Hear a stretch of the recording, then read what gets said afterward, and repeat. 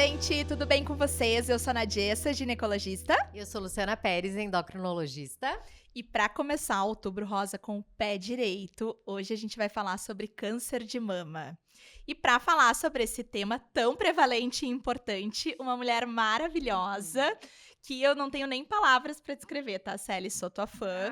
A doutora Marcele Moraes, ela é mastologista do Grupo Oncoclínicas do Hospital São Lucas da PUC. Bem-vinda, Marcele. Obrigada, meninas. É uma honra estar aqui com vocês hoje. Obrigada pelo convite. Vai ser muito bom. Seja muito bem-vinda, Marcele. Obrigada. Eu vou começar, então, te fazendo a pergunta número 1, tá? Explica pra nós o que é o câncer de mama. O câncer de mama, então, ele é um tumor que vai começar lá com uma mutação numa célula mamária e, a partir disso, vai ter uma multiplicação descontrolada das células e vai formar um tumor. Esse tumor, ele vai conseguir burlar o sistema imune e, dessa forma, ele vai atingir um potencial de invadir alguns tecidos vizinhos e, eventualmente, algum órgão à distância. A gente está falando do câncer mais prevalente do mundo, a gente está falando do câncer que ainda é o maior índice de mortalidade por câncer entre as mulheres é câncer de mama. Tá? Então, tem um número que sempre que eu falo no consultório, ele impacta muito, que é 1 em cada 8 mulheres vai ser diagnosticada com câncer de mama ao longo da vida. Então, é realmente muito prevalente, né? Então, e uma coisa assim que a gente tem que levar em consideração é uma doença que ainda a incidência continua a crescer. Isso é um painel nosso aqui no Brasil e no mundo, tá? Mas a mortalidade aqui no Brasil, ela continua crescendo, o que já é diferente, por exemplo, nos Estados Unidos, que a gente já vê uma curva de mortalidade decrescente. Então, a gente tem que olhar o porquê disso, né? A gente está rastreando de forma inadequada, a gente não está prevenindo como deveria. E eu costumo dizer também, assim, que o câncer de mama é um problema de saúde pública, muito sério, né? Muito. Então, ele vai ter um impacto pessoal muito importante, mas também um impacto social. A gente está falando de uma mulher que vai ter um impacto na sua vida afetiva, vai ter um impacto no seu trabalho, no mercado de trabalho, né? Toda a dor, toda a questão psicológica. A gente está falando em nível de sociedade de uma doença que deveria ser prevenível, né? E acaba não sendo da forma que deveria. Custo do sistema de saúde é super alto. A gente está falando de órfãos, de mães, né, dessa doença. Então, o impacto realmente é enorme. É uma doença que está aí com índices cada vez mais altos em mulheres cada vez mais jovens também. E é incrível, né? Todas nós conhecemos alguém que teve câncer de mama. Bom, tu da especialidade nem se fala, mas de pessoas próximas, assim, familiares, amigas, todo mundo tem alguém. Todo mundo. E esse número 1 para 8 é muito chocante, né? Ele Quando é a gente muito fala chocante. para as pacientes, elas ficam em choque. com É certeza. 2,3 milhões de diagnósticos ao ano no mundo. É muito alto. Muita Né? gente, coisa. né? Muita Uhum. gente. Gurias, e falando então, a gente já começou falando aí em prevenção, né? Fatores de risco. Lu, quer dar uma citada, Marcele? Vou falar algumas coisas, Marcele, e tu complementa, porque Tá. tu é especialista aqui, mas eu gosto sempre de explicar que tem algumas coisas que a gente não tem como modificar. Então, por exemplo, né, fator idade. Quanto mais velha a mulher vai ficando, aumenta essa incidência. Além do fator idade do sexo feminino, né, por incrível que pareça, existe câncer de mama em homens. Perfeito. Tem a raça. E aí, a gente tem outros fatores que a gente poderia modificar, né, gurias? Que tem, por exemplo, obesidade na mulher pós-menopausa. Isso eu acho bem importante de citar, né? O tabagismo, o alcoolismo. E tem fatores mais relacionados à vida reprodutiva da mulher, né? Como a menarca muito precoce, a menopausa mais tardia, a mulher não ter filhos ou ter filhos mais tarde na vida, não amamentar. E tem uma questão muito importante que eu esqueci de citar, que talvez seja a mais importante, né, Marcele? A genética. Exato. Ela é uma questão importante no sentido de que é a situação onde é o fator único para a causa do câncer, quando a gente tem uma mutação genética. Então, a gente entende que essa é a causa que levou aquela mulher a ter o câncer de mama. Mas, em termos de número, é muito interessante. As pessoas acham que a questão genética é a principal. Na verdade, é 10 a 20% a gente encontra uma mutação genética herdada que causou o câncer de mama. 80% das vezes, a gente está falando em fatores de risco acumulados ao longo da vida. Sim. Né? Então, que nem eu falo, um exemplo que eu dou no consultório, a gente nasce com uma balança lá, já tem o pezinho de ser mulher, já tem o pezinho da idade que tu não controla, aqueles pesos que tu falou dos fatores não modificáveis. Então, cabe a nós não colocar outros pesos, né? Sobrepeso na pós-menopausa, não fazer atividade física, fumar, beber. Então, essas coisas são os outros pezinhos. E em algum momento acontece aquela mutação na célula que eu citei no início. Sabe que esses Perfeito. dias eu fui fazer a sobrancelha, é muito engraçado, né? Porque eu faço com a mesma pessoa há bastante tempo. E aí ela me disse assim: "Ai, quando eu não quero ir na academia, eu me lembro de ti. Porque uma vez tu me disse que tu não treina pra ser musa fitness, que já passou essa fase. Vou deixar pra Luciana Pérez isso, né? Marcela Fati, que também treina cedo. Ela disse assim: tu me disse, eu treino pra tentar reduzir meu risco de câncer. E é verdade, eu falei pra ela. Eu disse assim: uma das minhas motivações de fazer atividade física, redução de risco de câncer. Câncer de Perfeito. mama é super importante, né? Super, eu vou dizer pra vocês que se estima que mais ou menos 25% dos tumores de mama poderiam ser evitados se a gente tivesse hábitos de vida saudável. Olha o Olha só. impacto Uhum, disso. muito alto. Muito alto. Muito Então, a gente alto. tem que levar isso em consideração mesmo. Fora que atividade física e controle de peso, a gente sabe que é bom para N outras coisas, né? A gente tem que, eu sempre falo uma das coisas também no consultório, que é o seguinte, a gente tem que pensar como que a gente quer envelhecer, né? Então, e a gente tem que começar a fazer isso hoje. Então, preparar a musculatura, a questão cardiovascular, esses riscos de tumores que são... Câncer, de um modo geral, não é só mama, né? A prevalência aumenta conforme maior a idade. Então, a gente tem que começar a se cuidar agora, Desde né? Não cedo, adianta. né? E, Nadi, eu vou jogar pra ti, então, te perguntar os principais sinais e sintomas. Bom, pensando em consultório de ginecologia geral, né, que eu brinco que eu rastreio e encaminho, né, para as mastologistas tratarem. O que eu sempre digo, né, é importante a paciente saber que muitos dos cânceres de mama não vão ter nenhum sintoma. Então, a gente pega, às vezes, através dos exames de rastreamento, por exemplo, a mamografia, lesões muito pequenininhas que ainda não são perceptíveis ou que ainda não vão, né, ter nenhum sintoma ali na vida da mulher. Mas nas mulheres que apresentam alguma coisa, nódulo, acho que é o mais comum, né, Marcele? Com A maioria vai sentir ali um nódulo de mama e vai procurar atendimento porque palpou algo de diferente ali no seu seio. O que mais que pode acontecer? Alteração de cor de pele, retração, aquela mama que fica com aspecto diferente, né? Saída de secreção do mamilo. E eu queria que tu comentasse qual é a secreção que nos alerta. O Tem que é chamar secreção? atenção. Isso, suspeita. Exatamente. Então, primeiro, ela tem que ser espontânea e não provocada, né? De um modo geral, uma secreção que tem que levar em consideração. E principalmente de duas colorações: a sanguinolenta ou a água transparente, que a gente chama água de rocha. São as duas que a gente vai entender que a gente tem que ter um alerta. Não necessariamente vai ser câncer, mas é o mais provável que, por exemplo, tem uma patologia que é o papiloma de mama, que vai dar uma secreção sanguinolenta e não é um câncer de mama. Então, também é bom lembrar disso. Mas eu acho que o principal, assim, que eu vejo as pacientes falando é que câncer de mama não dói. Elas têm uma ideia de que vai doer, de que vai ter um sinal muito importante. Mas, na verdade, quando a gente tá com um sintoma, seja ele um nódulo, uma descarga papilar, um linfonodo palpável na axila, é sinal que essa doença já está aí há algum tempo. E não é este cenário que a gente gostaria de ter, né? Então, até já vou fazer um link, porque é em relação ao autoexame, não é? Porque, na verdade, a gente fala, é importante fazer autoexame? É claro que é. Isso é autoconhecimento. Se eu me examino todo mês e um mês tiver algo diferente, eu vou perceber e eu vou procurar atendimento médico. Mas ele não substitui mamografia ou qualquer outro exame, porque ele tá pegando a lesão já no estágio mais avançado. E não é isso que a gente quer, né? Isso. Sabe que esse debate do autoexame, entra outubro rosa, começa, né? Muito. Eu sempre digo assim, as pacientes, elas demoram para consultar às vezes. A gente até tem a recomendação que elas procurem atendimento na gineco pelo menos uma vez por ano para exames de rastreamento, faz as ISTs, revê critério de elegibilidade de método para quem está usando, faz mamografia se tem recomendação. Agora, a paciente vai ficar 12 meses sem nos ver e às vezes até um período maior. Então, nesse meio tempo, é importante ela ter autoconhecimento. Com certeza. A gente mora num país que nem todo mundo tem acesso à mamografia. Então, Exato. muitos dos diagnósticos vão ser porque a paciente realmente sentiu. Então, nunca vai substituir a consulta, é bem o que tu falou, mas eu sou defensora, tá? Que elas se toquem, se conheçam não, eu também super. sou. É Maravilhosa. bem como tu falou, a gente é um país continental, então a gente aqui em Porto Alegre, por exemplo, se uma paciente vai fazer ou o seu exame de rastreamento porque identifica alguma coisa, ela vai numa unidade básica de saúde, em 30 dias, 60 até, talvez ela já tá dentro do setor terciário, eu digo isso porque eu trabalho no SUS, né?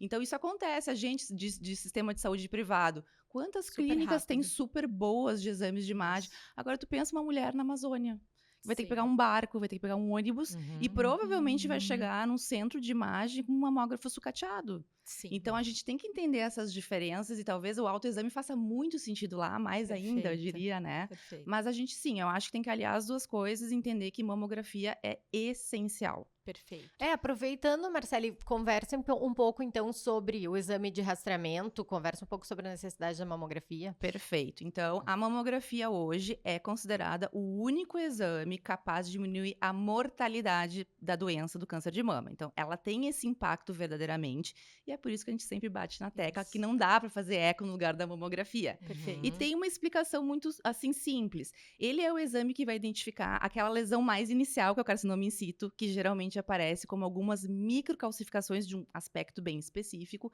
E esse câncer, ele é totalmente curável. É aquele que não tem potencial de se espalhar. Então, essa paciente vai ficar curada. Então, eu diminuo a mortalidade por isso. Então, é um exame essencial. E é claro que, em algumas situações, a complementação com outros exames vai ser quase que mandatória. Então, por exemplo, paciente jovem, né? Se tu fizer uma mamografia, a densidade mamária vai atrapalhar a identificação, talvez, de algumas lesões. Então, eu vou complementar com a ecografia mamária.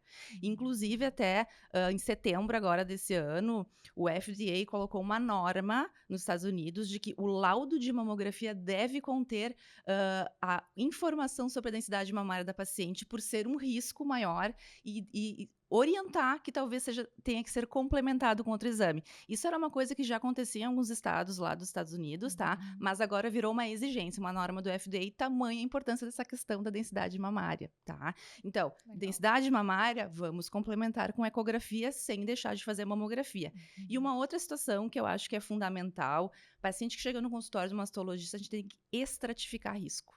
Então, mulher de risco habitual faz um tipo de rastreamento. Mulher de alto risco faz outro. E a gente tem que identificar e separar essas mulheres, né? Então, mulher de risco habitual, então a maior parte da população vai fazer mamografia a partir dos 40 anos, uma vez ao ano. Mulher de alto risco vai começar mais cedo, a gente vai avaliar bem o histórico familiar, o risco dela, e a gente vai complementar, por exemplo, com ressonância, e o exame vai ser semestral. Então, a importância de entender qual é o rastreamento mais adequado para cada paciente, né? E aí gera uma outra questão que também vem muita dúvida no consultório, Nath, talvez para ti também, a questão de que o Ministério da Saúde coloca a idade a partir dos 50 e a Sociedade Brasileira de Mastologia coloca a partir dos 40, e a gente já faz isso há muito tempo. Este ano também, o US Task Force colocou uma nota bem importante, uma normativa, de que eles também passaram a orientar a mamografia a partir dos 40, porque eles também viram essa maior incidência. Era uma população que ficava descoberta, sem rastreamento, e aí com uma incidência crescente. Então, não fazia sentido. Então, agora, para eles também é uma norma. Para a forma como a doença se apresenta no nosso país, então a gente tem que olhar para isso e realmente realizar a mamografia a partir dos 40 anos, né? Eu bato muito nessa tecla também, porque assim, rede social, né? Eu e a rede social. Às vezes a gente vê as pessoas falando, não se faz antes dos 50, o protocolo do Ministério da Saúde é 50 anos.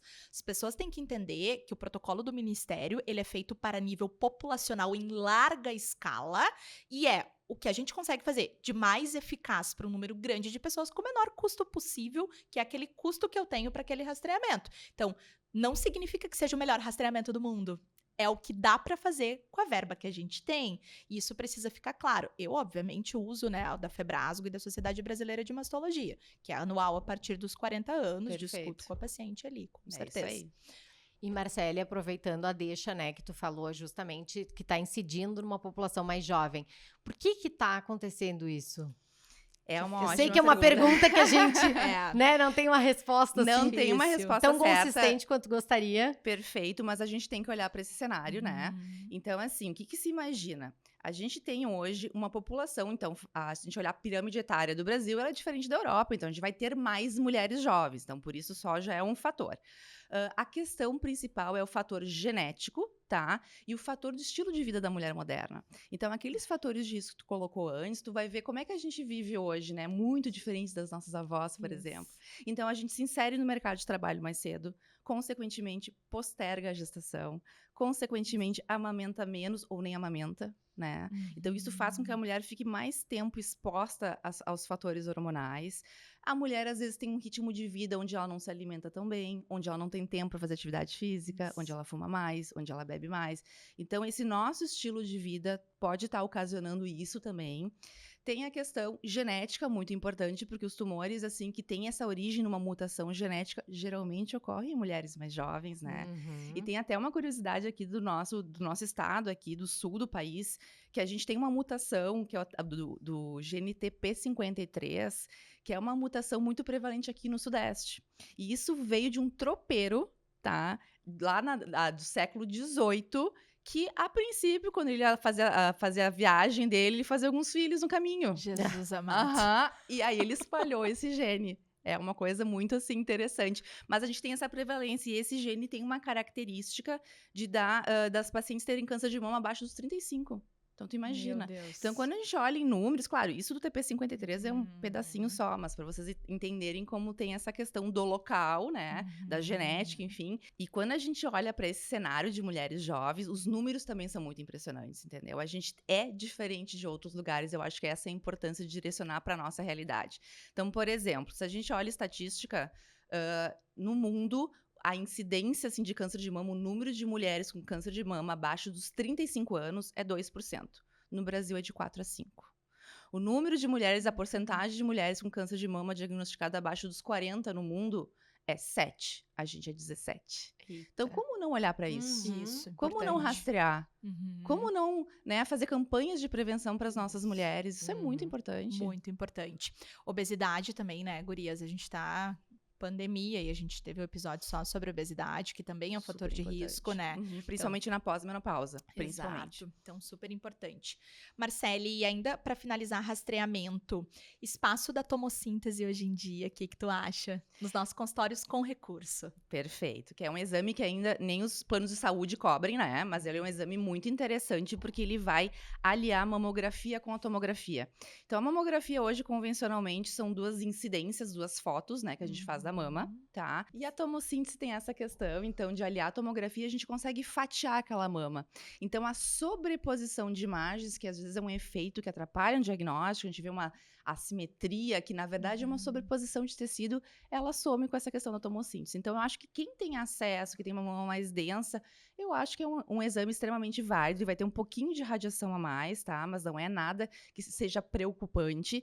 Então, a gente acaba utilizando hoje, na prática, por não ter esse acesso tão simples, em situações específicas. O paciente veio com uma distorção, veio com uma assimetria, eu utilizo a tomossíntese, porque muitas vezes, através de um exame que não é invasivo, eu vou tirar essa dúvida, tá? Perfeito. Então, ele tem um papel, sim, já. Em alguns lugares no mundo se discute a troca da mamografia pela tomossíntese, mas tem toda essa questão do acesso, né? O plano não cobre aqui no Brasil, né? Não cobre, e a gente tem poucos lugares aqui em Porto Alegre, por exemplo, que fazem tomossíntese. Então, não é um exame, assim, de tão fácil Qualquer acesso. lugar. Quanto que tá um exame particular, mais ou menos? Mais ou menos, ele tá em torno de uns R$700 É caro, por né? mama. Por... Não, Ah, desculpa, bilateral. bilateral. 350 por mama, em torno de Por mama, 700 mas é a caro, bilateral. né? É, Eita, nossa. comparado à mamografia, né? Sim, perfeito. E até que idade fazer o rastreamento? Então, a idade que a gente orienta não é até os 75, como o INCA orienta, tá? Ele utiliza essa idade limite. A gente orienta que a mulher faça a mamografia enquanto ela tiver uma expectativa de vida maior de 5 a 7 anos, né? Então, hoje em dia, a gente está vivendo mais, faz sentido fazer esse rastreio, e depois disso, a paciente muito comórbida, muito doente, a gente não vai fazer detecção de lesão muito inicial numa paciente que não vai conseguir fazer um tratamento, por exemplo, e que efetivamente aquela pequena lesão não vai levá-la à morte. Ela vai ter outras doenças, outras comorbidades que vão ser mais importantes do que uma lesão precursora, por exemplo. Perfeito. Perfeito. Perfeito. E pensando nos casos das pacientes de alto risco, eu sei que é uma lista grande, mas quem de maneira geral tem indicação de fazer avaliação genética, por exemplo? Perfeito, isso é bem importante, porque isso agora tá mais acessível, né? Isso. Alguns planos de saúde já estão cobrindo o teste genético, não necessariamente o painel inteiro, tá? Tá. Porque existem painéis de até 80 genes, tá? A gente vai ter alguns de alta penetrância, que são os de altíssimo risco para o câncer de mama. Por exemplo, o BRCA confere um risco de até 70% de ter um câncer de mama, é muito alto, né? Enquanto a população geral tem um risco ao longo da vida de 12, 13. Então, olha a diferença. Então, a gente vai ter aqueles de alta penetrância que a maioria dos painéis cobre, e depois a gente vai ter os de moderada penetrância, ou alguns relacionados à história familiar da paciente. Então, o geneticista, de um modo geral, é o profissional ideal para avaliar qual painel de genes que vai ser indicado. Uma coleta simples de sangue ou saliva, tá? Tá bem disponível já. E quando é que a gente indica esse exame? Esse ano, exatamente em fevereiro, tá? Saiu um artigo no JCO sobre essa recomendação. Até teve uma brasileira que fez parte desse comitê para fazer essa nova recomendação. E basicamente se abrangeu muito, tá? Até alguns anos atrás a gente tinha critérios bem restritos de para quem indicar esse teste genético. Hoje está mais amplo. Então, hoje, uma mulher que tem câncer de mama abaixo de 65 anos tem indicação de teste genético, segundo essa nova diretriz publicada no JCO, tá? Mas o que tem que chamar a atenção? Então, a gente começa por ali, né? Mulheres muito jovens tendo câncer de mama, então abaixo dos 50, dos 45 anos, a gente tem que levar em consideração. Abaixo dos 35, então nem se fala. Família, história familiar, então tu tem mais de 2, 3 familiares, e geralmente aparece, assim, gerações de familiares tendo câncer de mama, né, e muito jovens, homem com câncer de mama, né, que a Luciana falou antes, então 1 em cada 100 casos de câncer de mama acontece em homem, não é tão raro assim, né? Mas quando ocorrer, é indicação de teste genético. A gente tem uma mutação fundadora que é em alguns judeus de origem ashkenazi, então também uma mulher que é dessa origem judaica específica, a gente deve pedir teste genético. Então tem algumas situações que a gente tem que pensar, olha, talvez nesse caso a origem do câncer de mama é genético, vale a pena fazer um teste genético. Perfeito. Quanto que custa um teste particular? Hoje em dia a gente consegue fazer um painel genético em torno de R$3.000, tá? Para mama, né? E aí vai depender do teste genético, mas hoje em dia a gente consegue fazer por esse valor. E é uma coleta tranquila, assim? Tranquila, de saliva. Sangue. Tá, perfeito, ótimo. E Marcele, falando um pouquinho de tratamentos, tá? O que a gente tem, assim, disponível hoje no Brasil? Então, assim, primeiro, cirurgia, né, que sempre, não necessariamente é o primeiro passo, né, em algumas situações de doença localmente avançada, a gente começa pelo tratamento sistêmico e depois é para cirurgia, mas ainda é, puxando a brasa pro meu assado, a cirurgia ainda cura bastante, né, o principal fator ali, cirurgia mamária axilar, de um modo geral, é o que a gente faz, né, então, e aí vai variar muito o tipo de cirurgia, mas é retirada do tumor com margem de segurança e avaliação do linfonodo axilar, isso é cirurgia. Depois disso, a gente tem a radioterapia, então também como tratamento loco regional, que vai tratar, então, essa mama, vai irradiar a mama, principalmente cirurgia conservadora, em alguns casos de mastectomia de alto risco, então para evitar a doença, a recidiva da doença. A rádio também entra na parte de cadeias linfonodais, quando a doença se apresenta mais avançada, também como uma prevenção para a doença não voltar, e também paliativa em pacientes com metástase. A gente tem hormonioterapia, que é um tratamento super, né, que desde a década de 70, quando começou a ser utilizado, ele tem resultados fantásticos para tumores hormonio-dependentes. Então, evita que a doença volte também. Quimioterapia, a mais temida de todas, porque realmente tem mais sintomas para os pacientes, justamente efeitos porque ela é colaterais, sistêmica, efeitos colaterais bem difíceis, assim. Então, a quimioterapia, a gente tem quimioterápicos bem específicos para cada tipo de tumor, né? A gente tem imunoterapia, hoje em dia, a gente tem inibidor de ciclina. Então, esse rol, assim, de medicamentos, ele tá crescendo muito. Isso é uma coisa muito boa em câncer de mama. Costumo falar para as pacientes, sabe? Hoje a gente tem tratamento eficaz e cada vez mais direcionado para cada tipo de tumor. Isso é muito bom, porque eu acho que é sinal que a gente está entendendo mais a doença, né? E oferecendo um tratamento mais específico para cada paciente. Com certeza. Tu sabe que na época da minha residência, tu era R4, eu acho, R5, quando eu era R1. Alguma coisa não assim. Fala sabe? isso assim, fica né, Faz já tempo, falando hein? pra galera. Faz tempo. Mas aí eu lembro que quando a gente tava lá, eu gostava de entrar junto com vocês pra ver como é que vocês davam as notícias de câncer de mama, até pra aprender, né, enfim, com os meus preceptores da época. E eu lembro que vocês sempre falavam, assim, tu, a Leca, a Beta, falavam pras pacientes, olha, eu sei que essa notícia é ruim, mas é uma das doenças, né, que mais tem avançado os tratamentos. A gente tem muita coisa disponível. Tu tá dentro de um excelente hospital. A gente tem muita coisa para te oferecer para tu ficar bem tratada, curada da doença.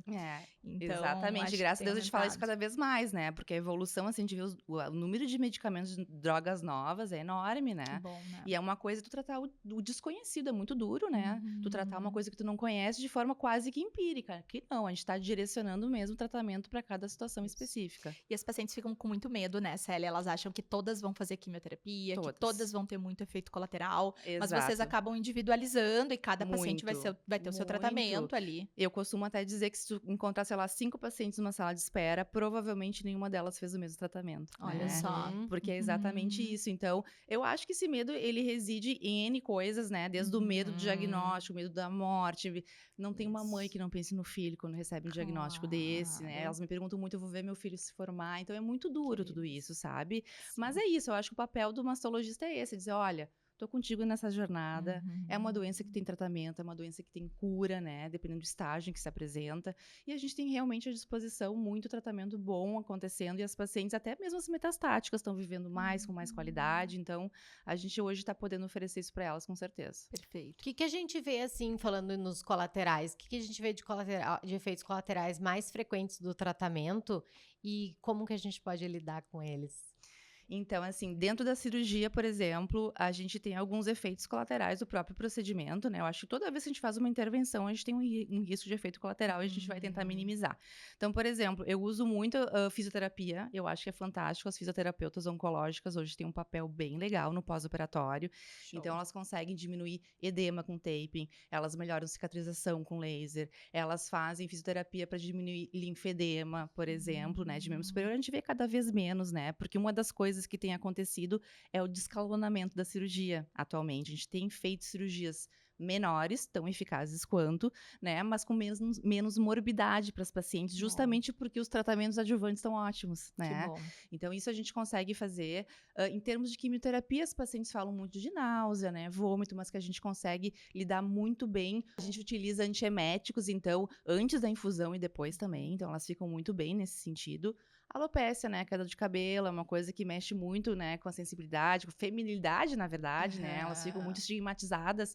Então, hoje a gente tem a touca de crioterapia, né, que a gente tem à disposição aqui em Porto Alegre, vários centros já têm, tá, os convênios ainda não cobrem isso, mas eu acho que é muito válido, assim, ele consegue diminuir bastante a queda de cabelo, é um pouco desconfortável para algumas mulheres, a gente coloca meia hora antes da infusão e mais 1h30 depois, mais ou menos, algumas não suportam, outras suportam e ficam super bem, mas é mais, né, algo a mais para oferecer para elas nesse sentido. A gente sabe que as defesas diminuem muito, né? A gente fica imunossupresso durante uma quimio, faz uma neutropenia, então tem mais fadiga. Então são coisas que a gente vai lidando e sempre falo também, entender o limite de cada um, né? Eu tenho um paciente que fez romaria de 21 quilômetros enquanto estava fazendo quimioterapia. E eu tenho paciente, e eu tenho paciente que não, que olha, eu vou ficar mais restrito em casa e tá tudo certo. Eu acho que cada um lida do jeito que pode, exatamente, né? Radioterapia tem um efeito mais local, porque é uma terapia local, então vai ter uma vermelhidão na pele, pode ter um edema. Às vezes, quando a gente pega fossa supraclavicular aqui, então a drenagem linfática mais aqui em cima da clavícula, pode eventualmente elas terem uma sensação de dificuldade de engolir, porque pega o campo da rádio, mas também é raro, são efeitos mais locais, né? Raros. Exatamente. Explica a toquinha, porque elas têm muita dúvida, né? Perguntam bastante o que é o efeito da touca, o que ele faz ali. A touca de crioterapia, ela vai resfriar o couro cabeludo e com isso vai chegar menos sangue ali no folículo capilar. E isso vai fazer com que a medicação atue menos aí, porque de um modo geral a quimioterapia age em células que estão em constante multiplicação. É por isso que cai o cabelo, que é uma célula que está sempre ali multiplicando. Então, quando a gente congela essa região, de alguma forma, entre aspas, congela, né, o quimioterápico chega menos ali. Muito legal, né? Ideia ótima. Não, é fantástico. Perfeito. Bom, a gente fala muito em diagnóstico precoce, né, Marcele? Rastrear, pegar o menor possível. Eu falo para elas, às vezes, no consultório, é muito diferente eu identificar um câncer na tua mama do tamanho de um grão de arroz ou do tamanho de uma laranja, por exemplo, né? Tô exagerando aqui. Não, Mas é quanto menor for a lesão, menor vai ser o tratamento, menos invasivo, teoricamente, maior a chance de cura. Falando desse diagnóstico precoce, tá? A importância da gente desmistificar as fake news em relação à mamografia. Eu queria que tu comentasse um pouco, né? Bem importante. Porque até na pobre da mamografia veio a tal da fake news. Não, vem por tudo e ali muito, já há muito tempo, na verdade, né? A gente acaba meio que voltando para isso. Então, assim, ó, quão precoce eu faço o diagnóstico tem tudo a ver com o desfecho dessa doença. Tá? Então, está totalmente relacionado ao desfecho com o diagnóstico precoce. Também tem a ver não só o tamanho da lesão, como tu falou, mas fatores do tumor, né? Então, às vezes, é imunistoquímico, tipo genético daquele tumor. Se ele é um HER2 super expresso, um triplo negativo, isso vai fazer diferença, ele é diferente do luminal. Então, tem alguns outros fatores que também vão fazer diferença nessa questão do prognóstico, tá? Mas o tamanho realmente é um fator importante, por isso a importância da mamografia. E essa questão, então, que segue voltando de algumas pessoas que eu acho que fazem um desserviço à população, né? Na verdade, eu considero um crime. Porque, na verdade, essas mulheres que ouvem acreditam que não devem fazer mamografia porque vão ter um tumor, porque mamografia faz mal, porque mamografia não funciona, elas estão perdendo a oportunidade de fazer um diagnóstico precoce e elas vão ter um desfecho muito pior em função disso, né? Perfeito. Então, eu entendo que são pessoas que querem se promover nas redes sociais, querem causar alguma situação, só que o problema é que a gente tem um alcance muito grande, né, de qualquer coisa que se coloca na mídia hoje. Exatamente isso. Falando em mitos, então, tu já desmistificou aí a questão da mamografia. Fala a respeito do silicone. Silicone aumenta risco de câncer de mama? Pergunta bem comum no consultório também. Então, não aumenta risco de câncer de mama, tanto a questão, assim, dele poder atrapalhar, por exemplo, um rastreamento com mamografia, não atrapalha, tá? A gente faz uma manobra a mais na mamografia, ao invés de 2 incidências, são 3, né? E também não tem relação com o silicone em si, tá? O que existe, que é importante a gente falar para nível de conhecimento, é um tumor muito raro, tá? Que é o linfoma de grandes células anaplásio, que está associado sim ao implante de silicone, mas é raríssimo, tá? Eu até fui olhar agora, a gente tem de incidências, ou seja, de casos registrados e comprovados no mundo, 1.500 casos. Tá? Então, ele tem uma incidência realmente muito baixa, Pequeno. é de bom prognóstico, tá? É uma situação onde tu vai identificar, vai fazer esse diagnóstico, vai tirar a cápsula, o implante de silicone, a paciente vai ficar bem, muitas vezes não faz nem tratamento sistêmico, tá? Como é que a gente suspeita disso? Geralmente, a paciente apresenta um volumoso seroma, então um acúmulo de líquido ao redor da prótese de forma espontânea, sem nenhum trauma, em média 7 a 10 anos depois. Tá? E a gente faz a punção, a análise desse líquido, identifica através de citometria de fluxo que pode ser um linfoma e vai para a cirurgia, tá? Mas é um evento raro, tu imagina a mamoplastia já aumenta umas cirurgias plásticas mais feitas no mundo, né? E a gente tem só essa incidência de linfoma associado. Então, acho que a gente pode seguir fazendo a cirurgia sem medo e não pensar que o silicone vai ser a causa de um câncer de mama. E muda o rastreamento, quem tem prótese de mama? Muda nesse sentido de que a gente vai fazer essa manobra mais, tá? A compressão na hora da mamografia é um pouco menor, isso é uma das coisas que se pergunta, porque aperta bastante, né? Pra gente poder penetrar ali a radiação. Então, muda nesse sentido, tá? O que eu faço de diferente, por exemplo, paciente que tem um implante de silicone, eu faço um exame para avaliar a integridade dessa prótese, então eu vou associar eventualmente uma ressonância a cada 3 anos, né? E vou associar a ecografia mamária nesse sentido, porque padrão ouro para olhar implante de silicone é ressonância magnética. Então, muda nesse sentido, mas para mamografia, tudo certo. Tudo normal. Perfeito. E falando em novidade de tratamento, já deu algum spoiler aí quando tu falou antes. Temos algum avanço, alguma outra novidade chegando? O que a gente teve, assim, agora nos últimos anos, que eu acho que mudou bastante, são algumas medicações, tá? Que foram aprovadas, assim, em 2022, aqui para uso na adjuvância no Brasil, que a gente tem a imunoterapia. É uma pergunta que as pessoas falam muito, né? A imuno já é usada em outros tumores, tá? E para mama, ela veio primeiro num cenário para paciente metastática, agora ela já está sendo usada na terapia neoadjuvante. Só que o que é importante entender, a imunoterapia, na verdade, ela vai regularizar a resposta imune da própria paciente e vai tornar ela uma resposta mais duradoura. Tá? É isso que faz a imunoterapia. Só que ela está indicada para um subgrupo pequeno de pacientes, que são as triplo negativas. Isso quer dizer 10, 15% de todas as mulheres com câncer de mama. E dentro das triplo negativas, vai ser uma parcela que vai se beneficiar. Então, o triplo negativo continua sendo um tumor o mais agressivo que a gente tem hoje, mas a gente já tem uma terapia diferente para esse subtipo específico de tumor, tá? A gente tem as terapias que até antes eu não comentei, a terapia alvo com anticorpo monoclonal, que é o HER2, que também, inicialmente, quando a gente falava desse tumor, a gente falava com muito receio, um tumor mais agressivo, com alto potencial de metástase, e na verdade hoje a gente tem terapias-alvo super eficientes, então já mudou a história do tumor, só pelo acesso e por essas drogas novas, tá? Então a gente tem uma droga nova agora que está sendo usada para o HER2-low, que a gente chama, que é quando a gente expressa esse HER2 em baixo nível, né, que antes era considerado negativo, agora tem essa nova classificação, e uma medicação que tem revolucionado bastante até mulheres metastáticas, como eu comentei antes. E o último agora também é o inibidor de ciclina, tá? Que é o uso para pacientes receptores hormonais positivas, que também está trazendo novidade no sentido de melhor prognóstico, maior sobrevida para os pacientes nesse cenário. Então, o número de drogas, assim, vem avançando bastante, né, no câncer de mama. Bom, né? Uhum. Marcele, e eu vou te fazer a minha última pergunta, tá? A paciente que fez um teste genético e deu a mutação, o que ela vai fazer? Então, essa paciente, eu gosto, como eu comentei antes, de trabalhar junto com um geneticista. Eu acho que é o profissional mais indicado para fazer, porque geralmente elas fazem um aconselhamento pré-teste, para entender o que pode vir, tá? O resultado de um teste genético ele não é tão simples assim, positivo ou negativo, né? Ele vem a presença ou não da variante patogênica daquele gene, e às vezes ele vem uma sigla chamada VUS, variante significado incerto. Então, a gente pode encontrar uma alteração, mas que a gente não tem ainda uma conduta, que a gente não tem conhecimento sobre essa variante.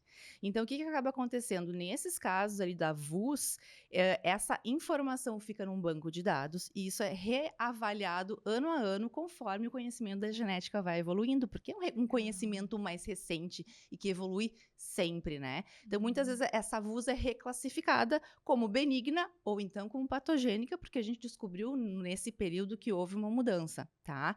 Mas quando vem, então, de forma mais taxativa, olha, eu tenho uma mutação genética que te confere um alto risco para câncer de mama. Geralmente, essas mutações estão associadas ao risco de outros tumores também, então essa mulher passa a fazer um rastreamento muito diferenciado e direcionado para esses tumores, que vão incluir exames mais precoces, com intervalo menor, e na mama a gente tem a questão de fazer cirurgias redutoras de risco, para essa paciente não ter a doença, né? Eu acho que o caso mais emblemático é o da Angelina Jolie, né? Quando ela veio na Times e ela falou uma frase que eu acho que tem muito impacto: informação é poder. Tu muda esse desfecho, né? Tu começa a entender que tu tem um alto risco, que tu tem que ser cuidado de forma diferente e talvez evitar isso, né?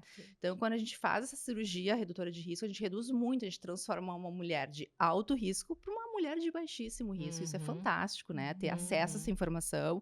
E como eu comentei antes, hoje a gente tem disponível a um valor que é alto para muitas pessoas, com certeza, mas já foi muito mais alto, né? Então, depois que quebrou a patente, a gente conseguiu diminuir muito esse valor e alguns convênios, pelo menos, fazem alguns testes genéticos. Perfeito.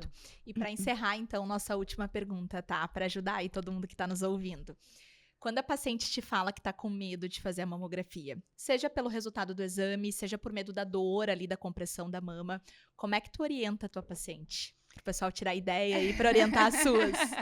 Então, quando tem indicação de fazer a mamografia, eu acho, como tudo na vida, é uma questão de entender o porquê de fazer o exame, né? Então, tem todos esses benefícios em relação ao rastreamento, a um diagnóstico precoce. As mulheres têm muito medo diante daquilo que elas não... As mulheres não, todo mundo tem medo diante daquilo que a gente não conhece, né? Então, é um exame que vai te trazer não é uma proteção, mas a gente consegue fazer um diagnóstico precoce de uma doença curável. Eu acho que esse é o principal. A dor é muito suportável, eu acho que a gente tem que orientar o momento do mês de fazer o exame, onde a mama não está mais sensível, por exemplo. Algumas pacientes até orientam usar um analgésico um pouco antes para tentar fazer, né, ter um pouquinho menos de dor. A dor também é muito variável. Eu faço mamografia, eu não tenho essa dor importante, mas eu tenho que respeitar aquelas que têm. Então, a gente também não ouvir que talvez a vizinha fez e foi horrível, então eu tenho medo de fazer. Não, acho que é possível fazer um bom exame, tá? Eu geralmente também falo para elas o seguinte: existem poucas doenças que são rastreáveis e preveníveis, né? Então, quando a gente tem a opção de fazer isso, né, de ter esse controle sobre talvez alterações precursoras, eu acho que é importante a gente fazer, né? E ter qualidade de vida, porque querendo ou não, passar por um tratamento de câncer é uma coisa muito dura. Ninguém está preparado efetivamente para isso, né? Eu mesmo vou dar um diagnóstico, cada vez é um diagnóstico diferente. Eu levo em consideração todo o contexto daquela mulher, o que vai mudar, ela vai ressignificar absolutamente tudo. Algumas vezes para melhor, que tem essa coisa boa, mas de um modo geral, se perde o chão nesse momento, né? Então não tem por que a gente passar por isso, sabe? Isso. Eu sempre digo para as pacientes, né? Medo a gente vai ter, todas nós. A gente vai ter que ter maneiras ali de tentar burlar esse medo ou de ter um apoio para fazer. Às vezes as minhas que são muito ansiosas com fazer exame, eu combino de fazer o dia do exame, faz tudo no mesmo dia, passa a ansiedade uma vez só.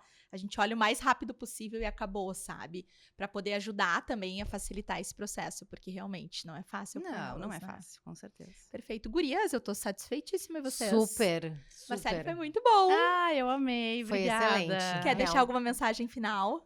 Eu quero Pessoal. só agradecer. Na verdade, quero dizer pra vocês que vocês já sabem disso, né? Eu sou muito fã de vocês duas como pessoas, como profissionais. Eu acho que o que vocês estão fazendo aqui é simplesmente fantástico, tá? Esse trabalho que vocês fazem de trazer informação, de ajudar pessoas e profissionais e pessoas leigas é fantástico. Todo sucesso vocês merecem, assim, demais. Parabéns. Ai, muito muito obrigada. obrigada. E a gente queria deixar de mensagem final para vocês que aproveitem o gancho do Outubro Rosa. Deem uma olhada nos últimos exames, quando é que foi, agendem a consulta com as ginecologistas, mastologistas de vocês, façam as revisões de saúde para deixar tudo em dia. Façam os exames de rastreio. Isso, e vençam o medo, tá? A gente também tem medo quando a gente é paciente, só pra contar pra vocês. A Nádia é sempre é a população. Eu sou sempre o povo. Ela é sempre a Eu voz sou do povo. sempre as ouvintes. Depois, no próximo episódio, eu vou contar o meu medo de câncer. Mas, assim, Tá. a gente tem, né? É isso aí. Gente, obrigada. Até a próxima. Um Até beijo. a próxima. Tchau, tchau.